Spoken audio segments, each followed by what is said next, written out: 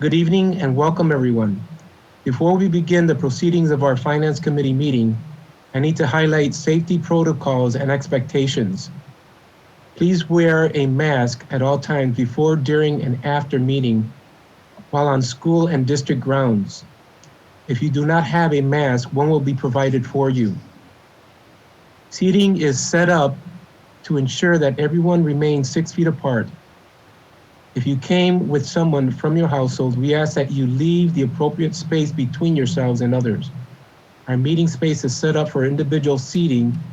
Please do not remove any of the tape for the areas that are blocked off to help us maintain the recommended distancing. Public comment cards and meeting agendas are located at the entrance of the auditorium on the marked table. Once you fill out a comment card, please submit this in the box next to the comment cards. Our board assistant will collect the cards when I call for public comment and deliver them to the board table. Individuals will be called down if electronic, called on one at a time to address the committee at the presentation table or via Zoom if electronic again. We ask that you wear your mask during the comment period if in person. On behalf of the Finance Committee and administration, thank you for being here in attendance with us today. Thank you.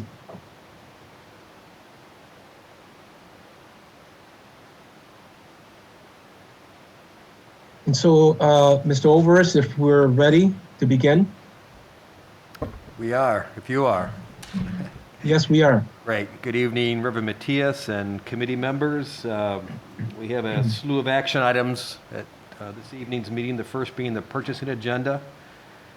Just a little overview, a couple of blanket purchase modifications as we get close to the end of the year here with all the unusual things that have gone on, in particular a couple of increases in our interpretation services you can see there. Some technology related to Power School increases there. For on the second page in the support materials, you'll see primarily some additional technology expenditures, and then just a few bond projects, some of the secured entry projects we're working on. And the very last one is, as you know, we're what are we, about 75% done with Union High School renovation, and this is to purchase the new classroom office and media furniture for that project. So happy to answer any questions that specific questions you may have on the purchasing agenda. So this is the purchasing agenda, correct? Yes. In general fund? Pardon me? Purchasing agenda in the general fund section there? Yes. Okay. I know that, and we had talked about this as well, Larry, and that was in regards to some of the ESL type of either interpreting or other language services that we are acquiring. We and I know that Dr. Flores had spoken with me. He could not be here due to a work situation in which he couldn't leave, but he did express some questions in regards to item number 2, which is, or I should say, yeah, it would be number 2. So La Fuente Consulting LCC, and also 3, Voices of Health. And just the increases there, if you could explain some of that for us, please. Well, again, it's we provide, those two organizations are providing interpretation services for all of our virtual meetings, public meetings, so board meetings, committee meetings. Prior to the shutdown for the pandemic, it was only board meetings where their interpretation services were provided. So, back when we did the blankets back in June, a year ago, Right. We made our best guess of what was going to go on, but we were still early on in terms of changes in operations. So that's why the increase. I mean, that's on top of all the communications that have gone out, written communications that all have to be interpreted and translated also. As you know, I mean, you as a board get a whole slew of communications that go out to all our families on COVID-19 and the hybrid, on everything. And there's just no way a year ago to predict that level of volume of all the needs we had with that. So that's the And so, reason.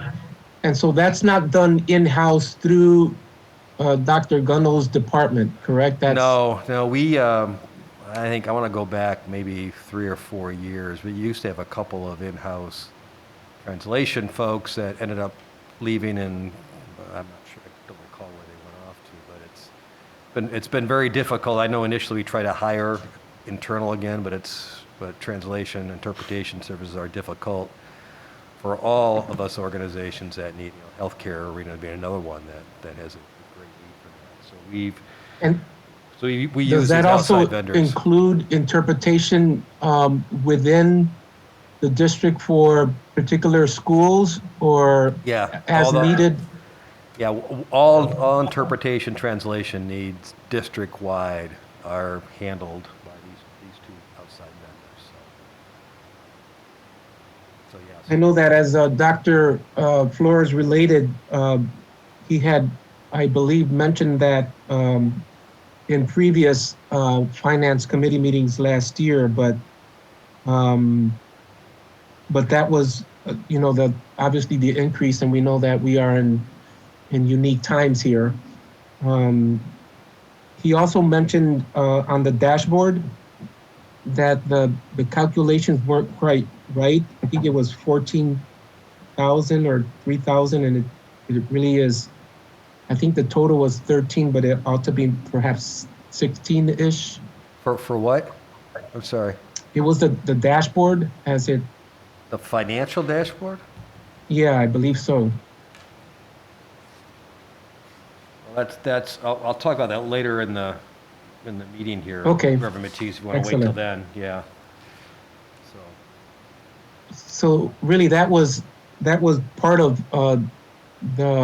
some of the concerns that he relayed to me, just looking at how those decisions are made, and then in terms of the benefit to the district, how that is helping our schools in general, and then interpretation as needed per school, or those kinds of things. So hopefully there might be some more information forthcoming in regards to how that increase will be utilized. Reverend Matthias, is your concern that we're increasing it, or that it's not in-house, or that the manner in which the choice for the vendors is at question? Yeah, it's really, the concern would be that perhaps it's not in-house, and maybe decisions, as Larry was stating, were made some years ago. And perhaps that ought to be looked at, particularly to the increase of the number of Hispanics that we have in our district, and whether it would benefit us to talk about those things. And then obviously, with that expenditure, how it is benefiting overall our capacity to meet the needs of our constituents, both translation of this meeting, as well as on a daily basis of our schools. So. Well, from my perception, it looks like, first of all, the need is certainly there, and we've needed to rely on these services more, and that, and I also trust that the district has made good efforts with this, but I know that, I don't know if we've worked with Voices for Health before, but certainly La Fuente, and they seem to be very solid contributors to our work. So Dr. Baker and committee members, I believe Dr. Flores, he had a question maybe a couple of years ago about the individual vendors. And I think we were using, the vast majority of our needs were being met by La Fuentes. And based on that inquiry, we Maida in particular, who's a point person, she expanded to the Voices for Health also, and tries to essentially spend equal amounts with both of these vendors. We've had good service. Obviously, as I said earlier, the volume and the need we've had the past 13 months has been very significant, and they've done a good job in I do know. I'm sorry, it would be helpful to me if you face the mic.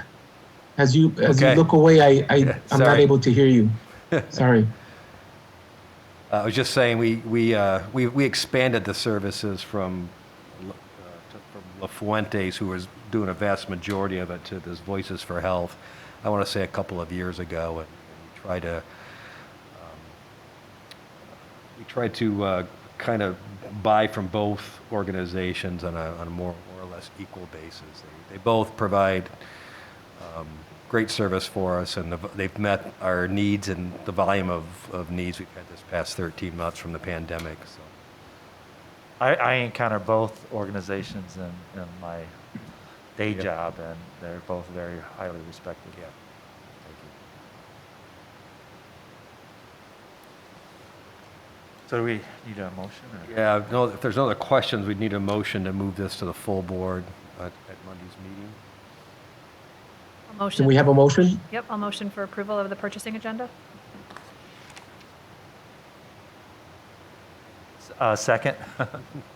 There's only three of us. Yep. Second. Need to vote, Mr. Baker. All in favor, say aye. Aye. Okay. Thank you. We have, next the action items, we have 3 donations in your packet. The first being to Burton Middle School from Fox Subaru. The Subaru, I believe they have a national program here to support this Adopt a Classroom and the local school dealer. Chose Burton Middle School, $5,000, $500 to 10 teachers. Dr. Nelson, who's the ED of the middle schools, in conversation with him, he will put together a application process. More than 10 teachers at Burton Middle School, so it'll be an application process for teachers to apply for the $500 award, and a committee will then make the selection. It was requirement of the donation that it be 10 $500 awards, so that will ensure objectivity, if you will, in awarding those 10 awards. So recommend that this also be approved by this committee and moved to the full board. And so we're approving each one, is that correct? Yes. Or? Yeah. Okay. Motion to approve the Fox Subaru donation. Support? All in favor, say aye. Aye.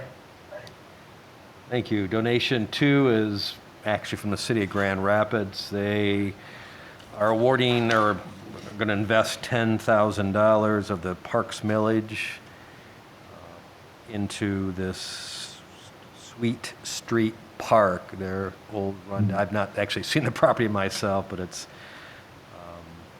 basketball courts, I believe, and is it tennis courts there too.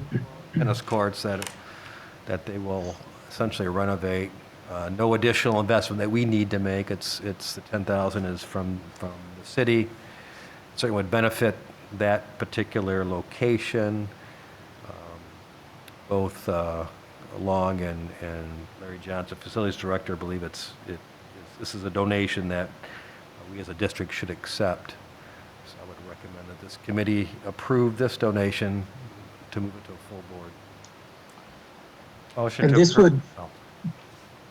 would, do you have a question, Tony, or? No, I was going to make a motion, so sorry. Go ahead.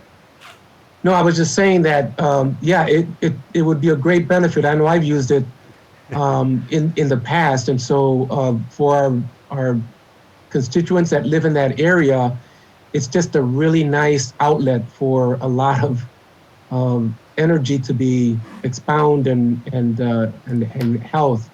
So I appreciate that. I'm sorry. Go ahead. Motion to approve the GR Parks and Recreation donation. Support? All in favor, say aye. Aye. All right. Great, motion- thank you. And then the last donation is from Spectrum Health. Spectrum Health received from the state of Michigan a number of rapid COVID-19 rapid testing kits. They are offering them to all the local school districts in the county. We have access to up to $20,000 of these rapid testing kits. They have a expiration date, I believe, by the end of May. Kim said, I discussed with Kim Barron.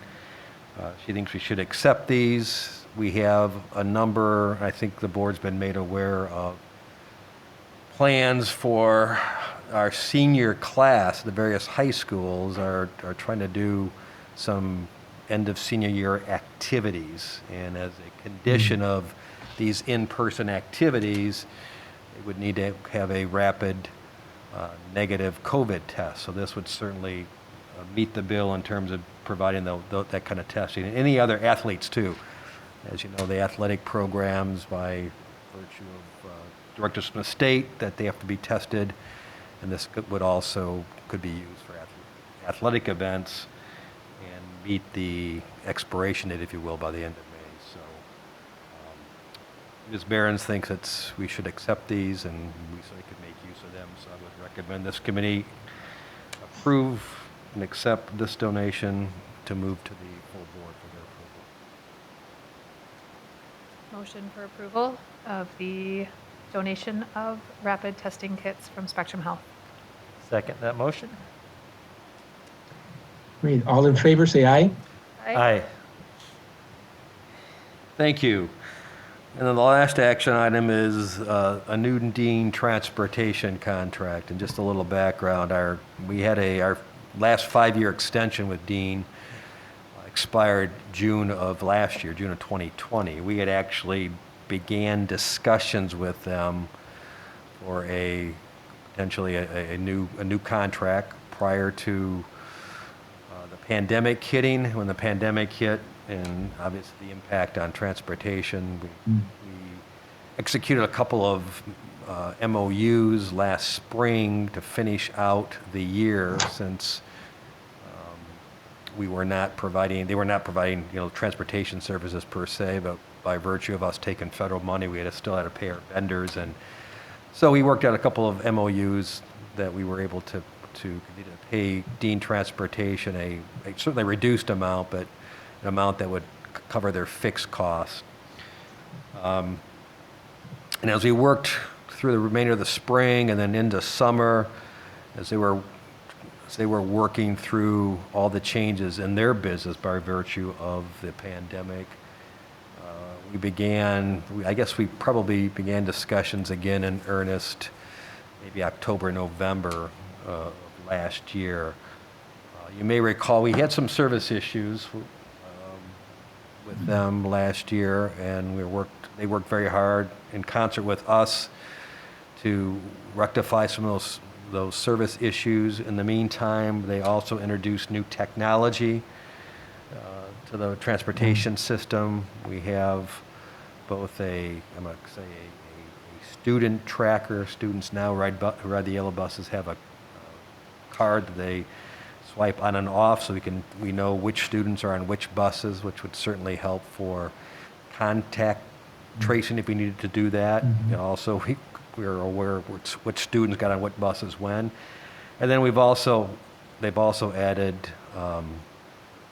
we were able to use some of the ESSER funds to help with the initial investment, really a bus tracking system with an app that parents can use, and so they know they know, one, that their child got on a bus, which bus they got on, and they can track the bus. So if the bus is going to be late, those kinds of things, other So we continued our discussions. One of the other issues that we discussed was obviously our push as a district and our focus on diversity, equity, and inclusion, and Dean Transportation, like many organizations,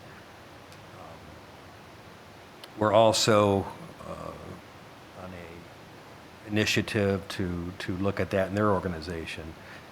And so we actually, the last draft of the contract went through, I think, 3 or 4 drafts. What you have is a final draft, which we hope to approve and sign. We actually built into that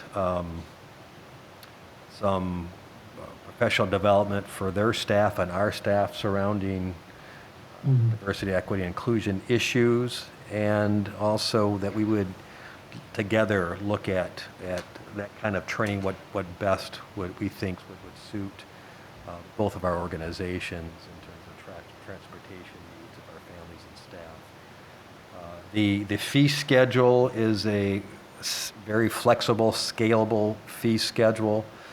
It's based on really the volume of bus runs, based on whether we're in a virtual environment or a hybrid environment or all back to school environment. So it's built into that at various levels. It's very similar to Dean Transportation provides the special ed transportation for the ISD, now the center-based program.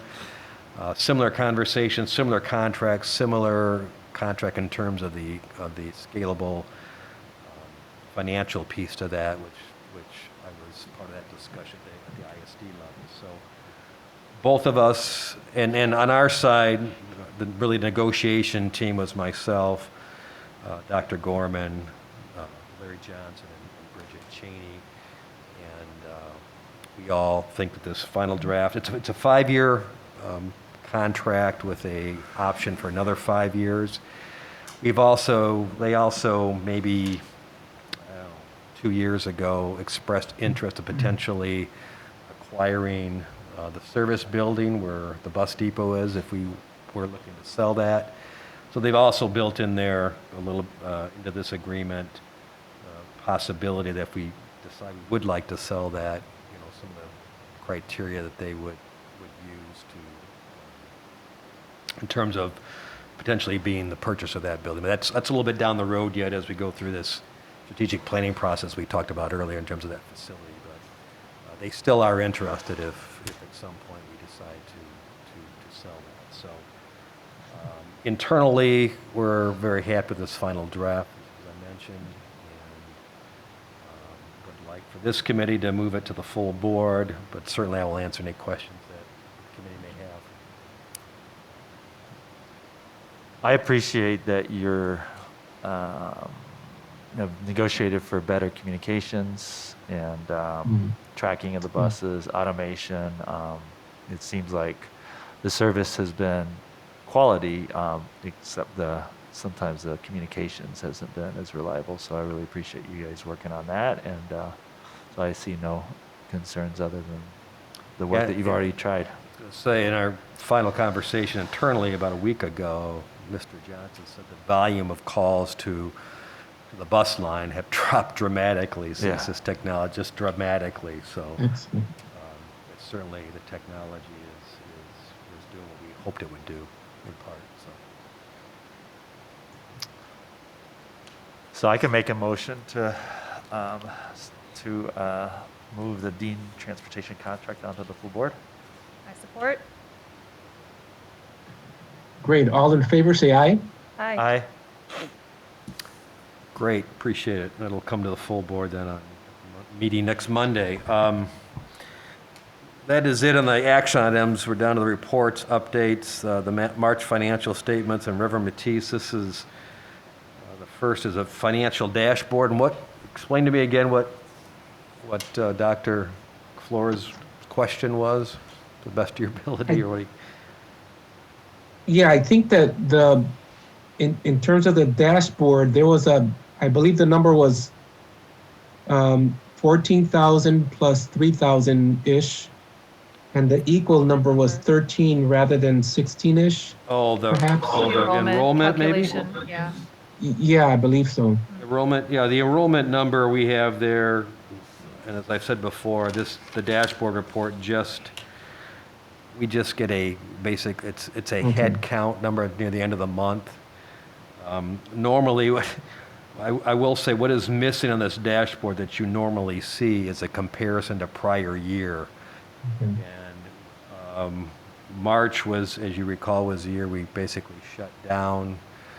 We did not produce March financial statements as we were in lockdown mode. The finance committee was canceled, so we do not have comparative. And that's really what that enrollment number was, is to show what comparison year over year. It's just a head. It's not an FTE. It's a head count, just to give you an idea year over year. So. Mm. Other than that, in terms of operations through 9 months, we're tracking good. If you look at compared to budget, we're tracking well. And we are working, the business office right now is working on Amendment 2, which we plan at this point to bring to the May Finance Committee meeting, as we normally do, to close out the 2021 year with Amendment 2. And Amendment 2 will include a lot of stuff that has come up since Amendment 1 was issued, the biggest issue being the ESSER 2, and maybe even ESSER 3, although I'll talk about that in just a minute, but and some other, obviously, expense adjustments as we are into 9 and 10 months of our fiscal year. So, and then behind the dashboard report is some of the detail of the financial statements for those that are so inclined to get into the weeds. Is there any questions I can answer? Just that you continue to fade in and out. Oh, I'm not sure how sorry. that works, Yeah, but- just crazy. So, any questions, Reverend Matisse, on the financial stuff so far? I have no questions. I'm going to call Long up to give a brief update on our bond construction. Sorry.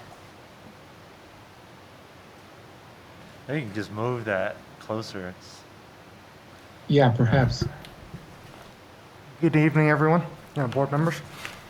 Ottawa Hills, we're finishing up the closeout documents, and we did get LEED certified. On that note, we received LEED certified Buchanan Elementary as well. Southwest, we are working on troubleshooting and adjusting the heating system, which affects select areas of the building. We did work with a contractor, and we have a 1-year warranty that's been extended another year to deal with this next heating season. Waterproofing still hasn't been installed yet. We're still waiting on temperature to be 40 degrees and above before we start doing that. Otherwise, project closeout is ongoing Southwest.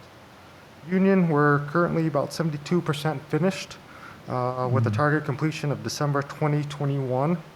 Construction wrapped up in the science wing classrooms. We're transitioning into Unit J, the center classroom portion upstairs. Media center is under construction as well, and that's going to be turned over at the end of the project. We're beginning to remove and replace air handler units in the small gym as well.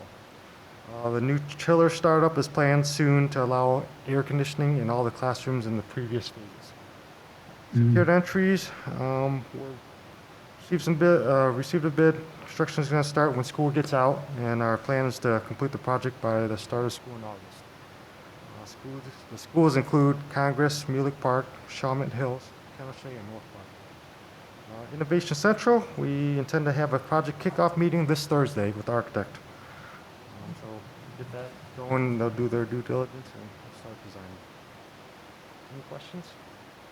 Will there be construction going on at any of the summer school locations? No. Perfect. Well done. Yeah. Thank you. Thank you.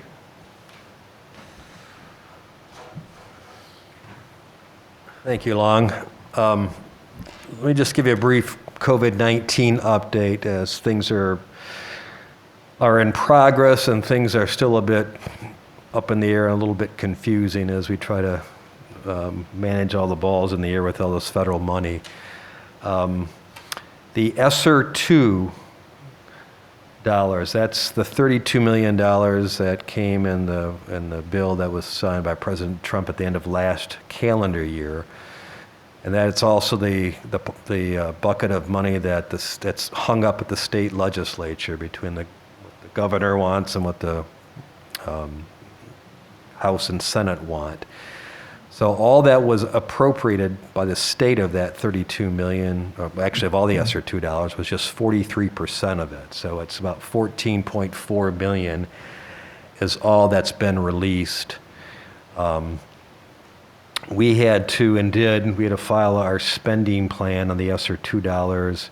Actually, by last Friday, we filed our spending plan for ESSER 2 on April 14th, as well as our detailed budget for the ESSER $2. And the 14.3, again, we hope the rest will come at some point. In fact, let me just digress a second. Last week ago, Monday, I think many of you heard the state legislature did move a bill out that would appropriate the remaining ESSER $2 and all of the ESSER $3. The ESSER 3 estimate for us is about $70 million.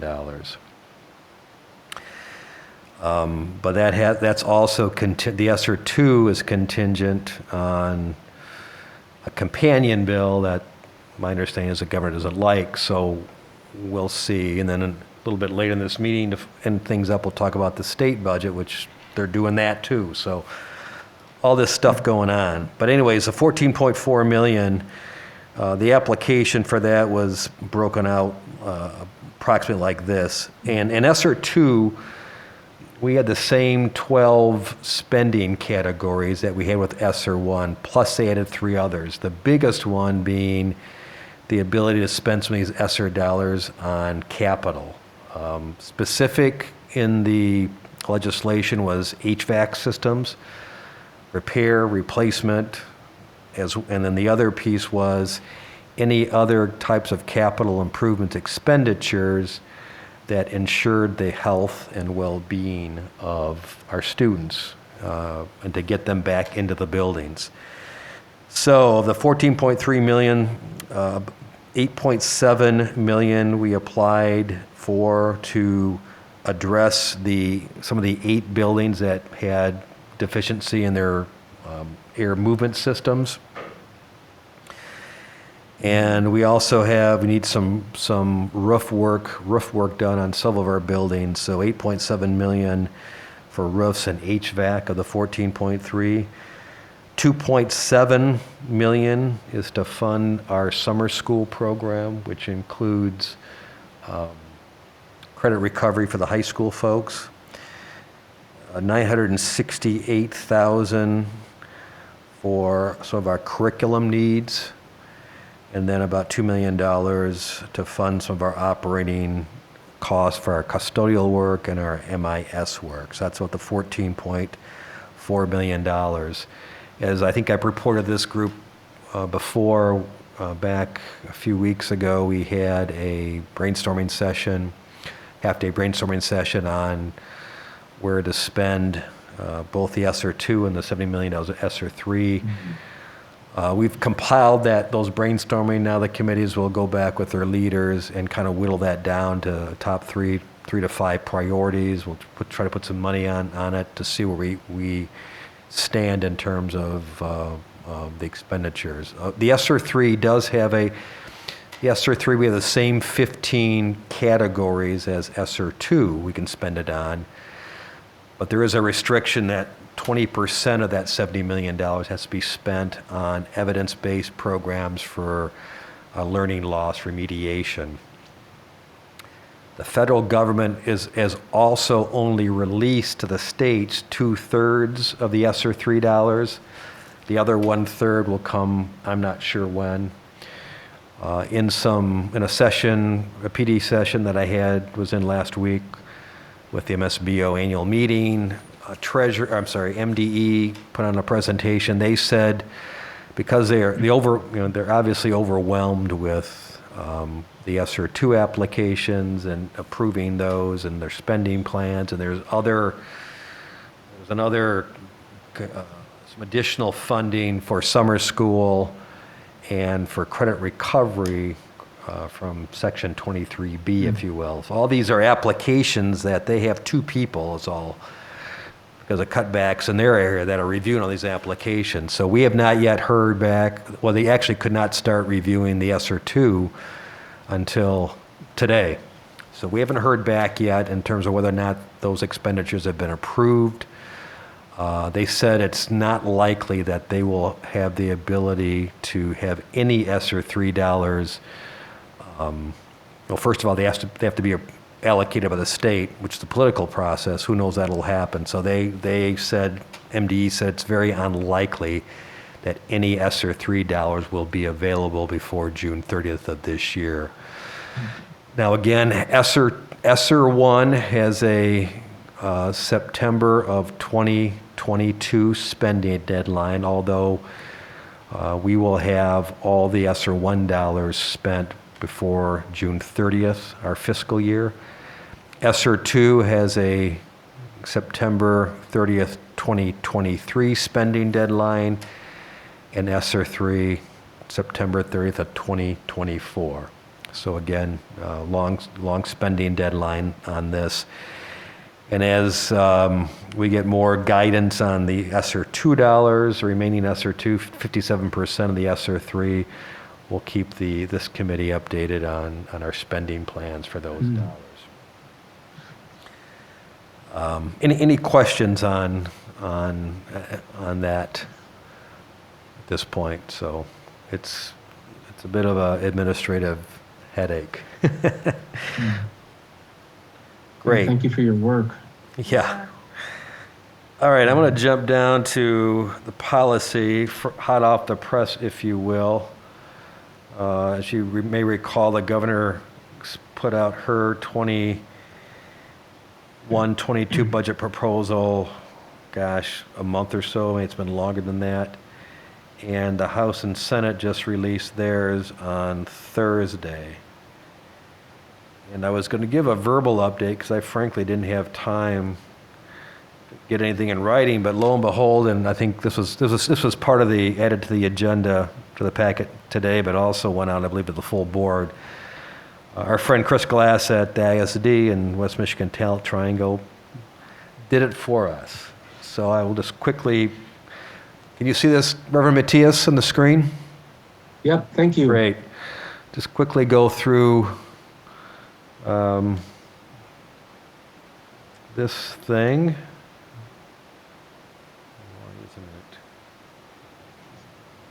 All right, there you go. The budget process. And really, as in prior years, we've got these things to mull over, these three proposals, but the real negotiation in conference committees is not going to happen until after the May Consensus Revenue Estimating Conference, which is scheduled for May 21st. Again, there is monthly tax collection reports that I get from the state. And you may recall we had a revenue estimating conference back in January. And since that point in time, each month, the tax revenue collections have exceeded what we believe the projections were from back in January's Revenue Consensus Estimating Conference. In fact, the month of March had the highest sales tax collection for vehicle sales in the history of the state. So it's That so money hit the account from the yeah. So it's so we in addition to the federal money that's obviously I just talked about, it's available to us, and you'll see these proposals. It looks like there's going to be adequate funds in the state coffers to I'm going to say fund us at a higher level, the school and the rest of the state in the 21-22 year. So MDE mentioned actually it was another PD I sat in on. They're hoping that they will have a budget approved at the state level before June 30th. Last year, you may recall, it didn't happen until September 29th when they had a September 30th deadline. So things are a little clearer now. As Chris says here, these are just value statements. If you put everything into a bill, and then the estimating conference that I just mentioned on May 21st. Positive news on revenue projections, as I just mentioned, and hopefully these differences then can be resolved if there's plenty of money to go around, so to speak. Here's kind of a summary of membership blend. The governor puts it back, well, all three of the proposals put it back to 90-10. Remember this year we had a super blend, which took 75% of last year's blended count and 25% of the fall count, which helped us since we lost 833 students in the fall count. Goes back to the same 90-10. The governor did have some additional money to potentially provide up to 70%, to reimburse up to 70% of lost revenue by virtue of going back to the 90-10. The House and Senate also went back to 90-10. They do not have any backstop.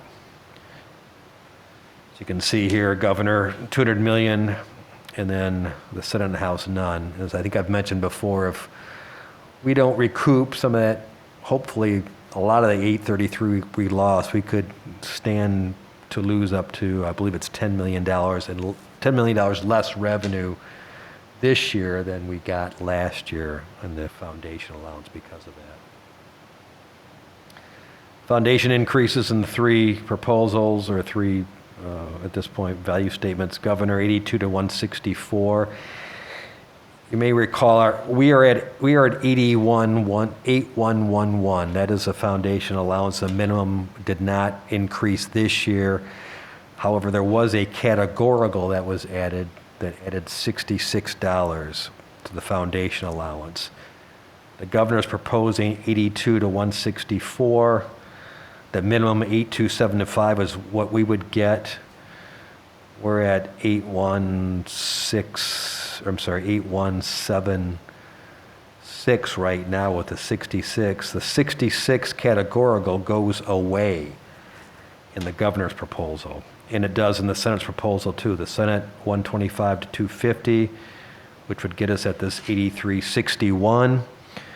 The House 50 to 100, which would get us to the 8211, but they not only retain the categorical, but they increase it to 120. So under their plan, it'd be the 8211 plus 120, or 8331 if my math is correct. So 8331, 8361, 8275 would be the real foundation amounts for these three proposals.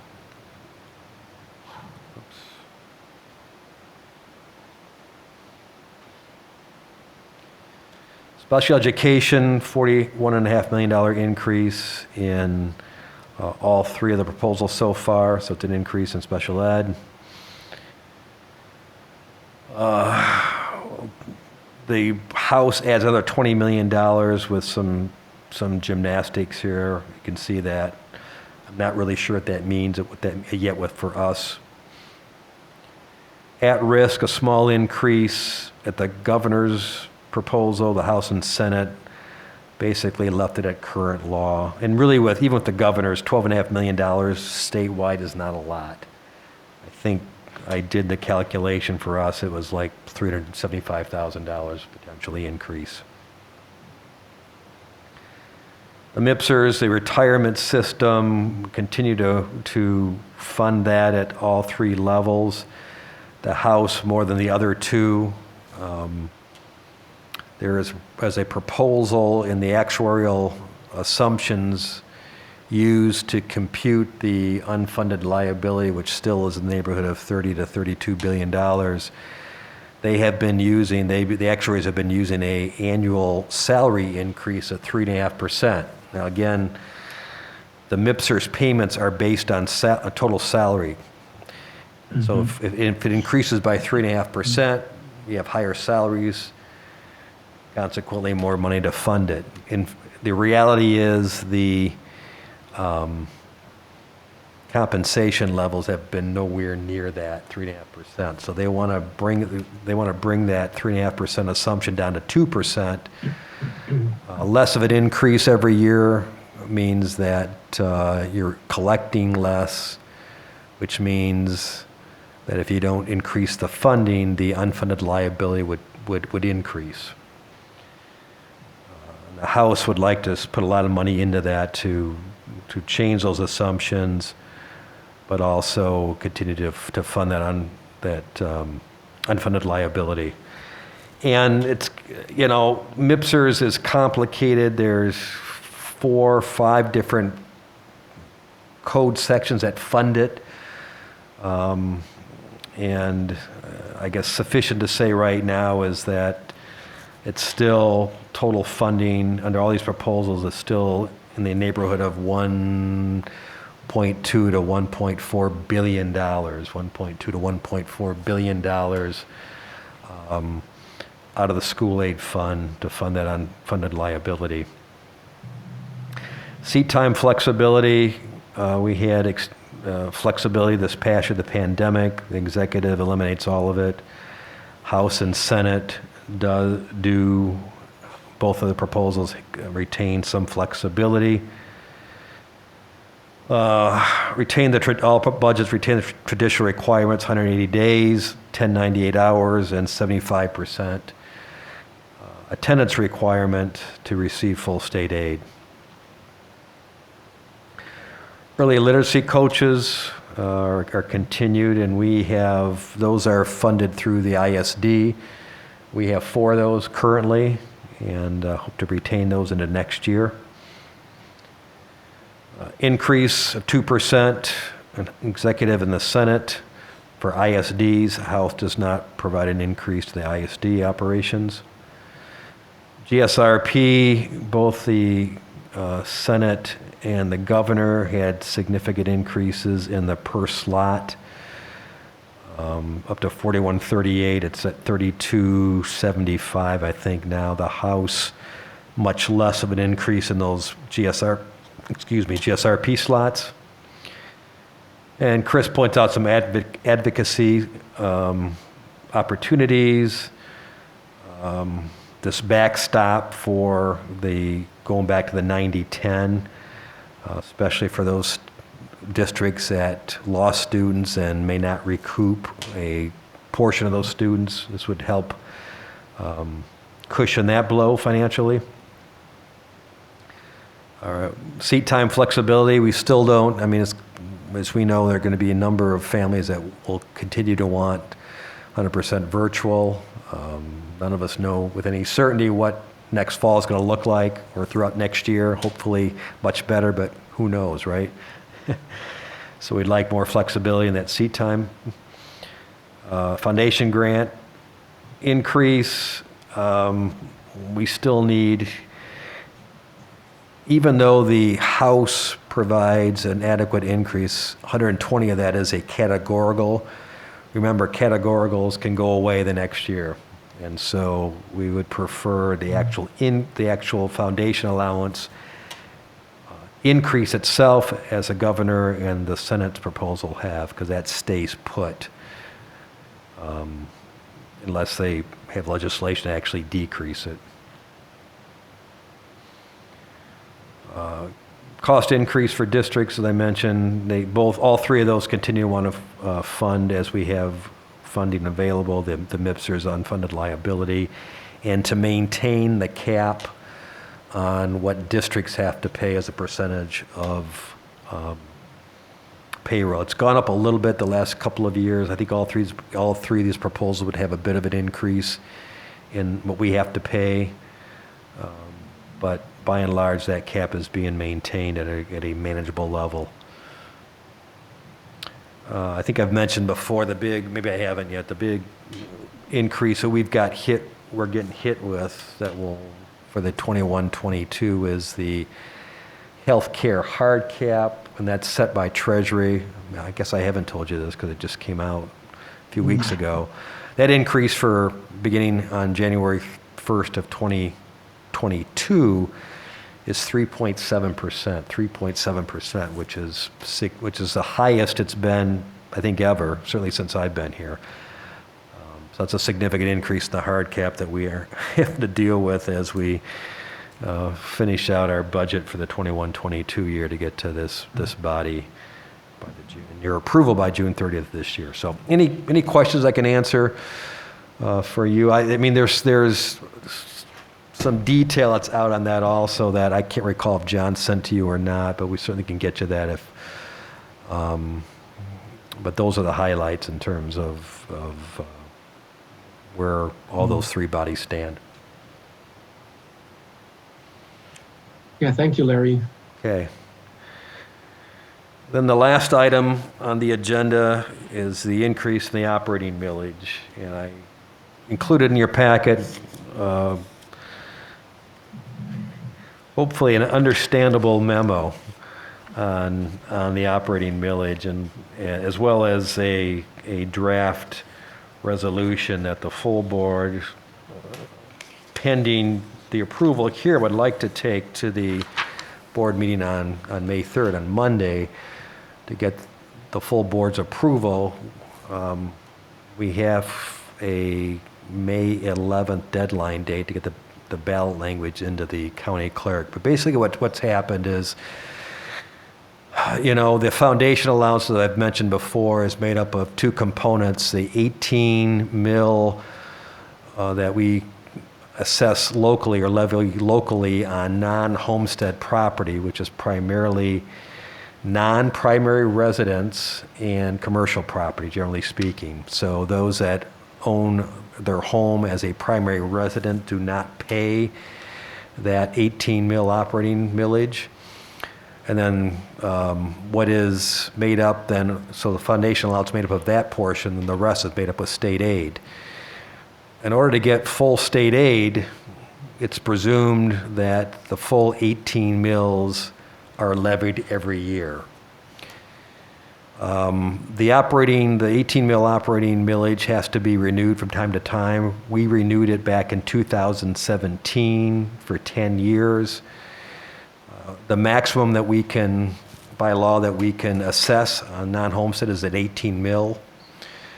And so our renewal back in 2017, the authorized millage, we authorize, or the voters authorized 19 mils. So again, they can authorize whatever they want, essentially, but the max that we can ever levy is 18 mils, which we have been doing.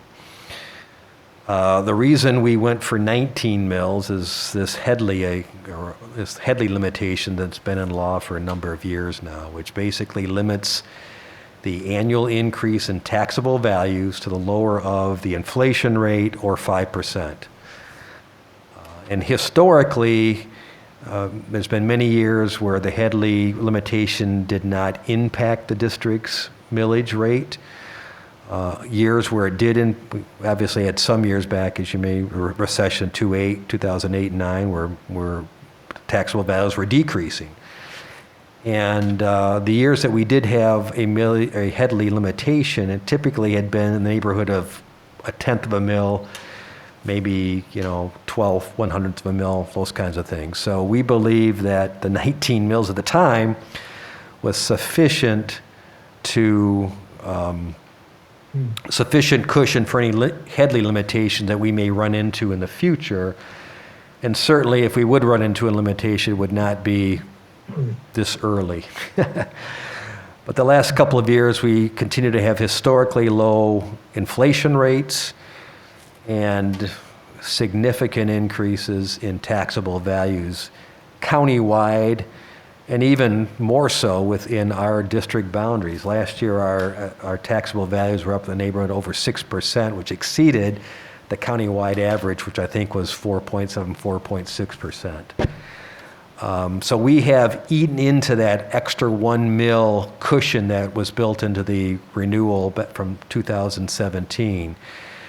We do not have the final assessed value yet from the county.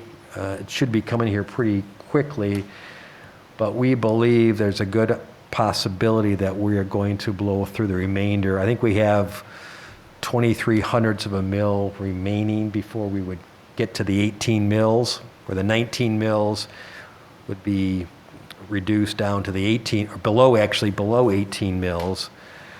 So we could not assess more than the authorized mill minus the Headley limitation, which would be below the 18 mils. State aid, as I mentioned a minute ago, is based on assessing or levying the full 18 mils. So if we can only assess, let's say, 17.9 mils, we stand to lose state funding. So we have the ability to go out and ask our voters to approve an increase in the authorized mill. We obviously, it's too late to do for a May election, but we could do it for the August election, first Tuesday in August. And in order to do that, we have to get the ballot language into the Kent County clerk by, as I mentioned, May 11th. So in conversations with our legal counsel, they are recommending an increase of 5 mils, which would it'd be an increase of 5 mils to whatever the authorized millage rate would be today. And if it's 17.9, that would authorize us up to 22.9. We believe 5 mils would be sufficient to get us through the remaining 6 years of the current renewal before we have to renew it again. If we go in August and voters approve that increase, even though we have a summer collection, so all our school millage is assessed in the summer tax bill, we could go back to the Kent County and ask Kent County to assess, if it's a tenth of a mil that we would lose, they could assess that tenth of a mil in a winter assessment. So for the year, we would be made whole, if that's clear to people. So again, this is not a tax increase, because we're limited by law to 18 mils. Those that own a primary residence are not impacted at all. But my estimates are we could lose right now up to $250,000 in state aid. It could be more. All the city elections now are in even years, so the one downside is we would have to pay for the election ourselves, estimated to be $60,000 to $70,000. But that's worth it in my mind to spend that money to save or to recoup $250,000 or more in lost state aid. And that's basically what the situation we're in right now. So. Anybody figure out the campaign slogan for that? John and I have certainly had conversations, and yeah, it's going to be somewhat of a public relations that John is poised to move forward on. But Jesus, we complicated. Yeah, he tells me that every renewal we've had has passed by almost 70%. Because, as I said, most of our voters that certainly own their own homes don't pay it, and it's Just hard to explain why. it is. going out to vote. It is. So Yeah, that's what I was going to say, Tony, is explaining that. Even this was complicated. And the perception that we're getting all this money, right, from well, yeah. stimulus funding or other sources. So, yeah, definitely going to need some help on the PR side. Do we have to prove this? I mean, You'd have to Yeah. what I'm asking is recommend that this be brought to the full board on Monday for their approval. I don't want to wait to the May 10th work session, because that's a day before it's due. I prefer to address it on May 3rd. Again, as your CFO, I think it's worth spending this $60,000 to $70,000 to maintain the full state funding. If not now, we're going to have to do it before 2027, because I don't know that things are going to get, you think at some point the inflation rate's going to go up, right, with all this money we've been printing, but Yeah. there's no signs of it right now, and we'd have to ultimately take it to the vote at some point in time. We can't wait another 6 years. We'd be losing money, I'm sure of that. More money, potentially. Well, I recommend that the finance chair works with you on how to do this. Sorry, I can't leave the house. But I do think that, further dialogue and looking at some of the circumstances that got us to these talking points, and other areas that we have to look at.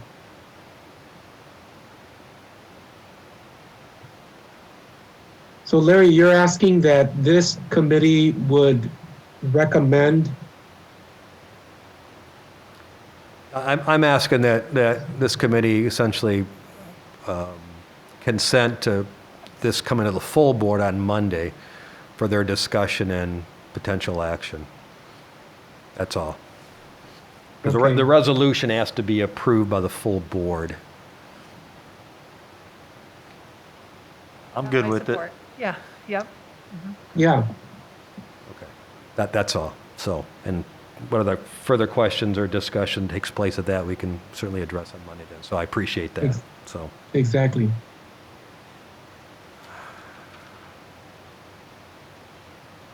long meeting, Dr. Baker. I think I'm done though. I did not comment. Yeah, I know.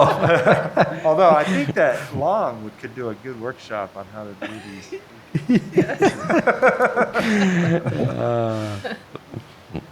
Well, we had to have a packed agenda being our first in-person Yeah, yeah. finance For a committee meeting after while. 13 months, I know. so it's Yep. great. I So messed it anyways, up. but I'm set, and I don't know if there's any further public comment, but